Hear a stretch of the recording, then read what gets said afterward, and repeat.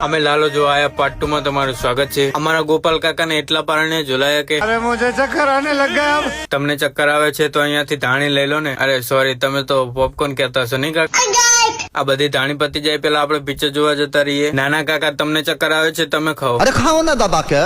अरे पेल के खाओगे तो रेल के मारोगे, ये बात याद रखते तो आज नहीं ना आती है हालत। આ લાલાના શોખ તો જુઓ, અહીંયા શિયાળામાં તાપણું કરવા ફાંફા પડે છે અને આ લાલો બીડી પીવા માટે તાપણું કરે છે। काटो मने काटो काटो रे काटे 1 hour later.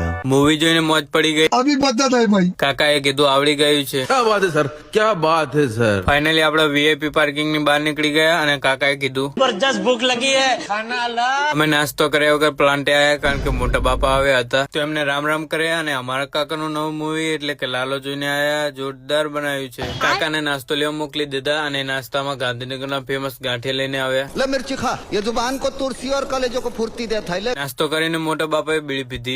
बीड़ी दे तो बताओ। પિક્ચરમાં કાકાને અને રિયલમાં બાપાને બંનેને બીડી વગર ના ચાલે।